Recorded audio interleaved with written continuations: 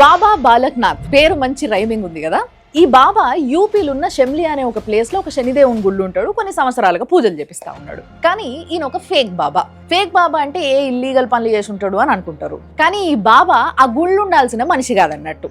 అంటే ఈ బాబా బాలక్నాథ్ అనేటైన ఒరిజినల్ పేరు ఇమాముద్దీన్ అన్సారీ. ఈ అన్సారీ సాబ్ దగ్గర మస్తు ఐడి కార్డులు ఉన్నాయంట. ఫోటో ఈయనదే ఉంటది, కానీ ఆధార్ కార్డు పైన ఇటు పాన్ కార్డుల పైన పేర్లు మాత్రం వేరు ఉంటాయంట.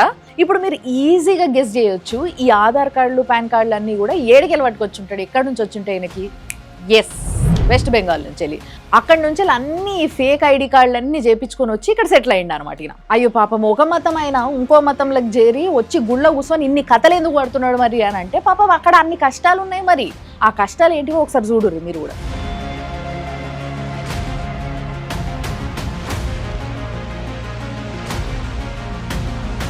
तेरे बच्चे मेरे तेरे जी, दो बीवी है।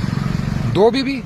अरे भाई साहब यार, तेरे बच्चे यार, मतलब कैसे फिर कहाँ पालोगे यार? तुम तो रंगीन मिजाज हो यार। तो ब्याह कर दिया सर, आपने 3 बेटे 3 बेटी को। तो यार इस చూసిరు కదా ఈ చెత్త ఏరుకునే కాన్సాబ్ని. ఏమయ్యా నీకు సిగ్గున్నదా? కన్న బిడ్డల్ని ఎవరైనా చెత్త డబ్బాలు అట్లా ఊసబెట్టుకుంటారా ఏంది అని అడిగితే, సార్ నాకు సిగ్గున్నది కానీ ఇంట్లోనే జాగలేదు సార్, అక్కడ ఆల్రెడీ 11 మంది ఉన్నారు అని చెప్పిండట. ఏంది ఈ ఇద్దరితో కలిపి నీకు 13 మంది పిల్లలు అంటే, అవును సార్ నాకు 2 భార్యలు కూడా అని చెప్పిండట. అరే మనం ఇంతింత జీతాలు తీసుకొని 2 పిల్లల్ని పోషించనీకనే కింద మీద పడుతున్నాము, ఈయన 13 మంది పిల్లల్ని 2 భార్యలను ఎట్లా పోషిస్తుండు అనే డౌట్ మీకు వచ్చిండొచ్చు కదా.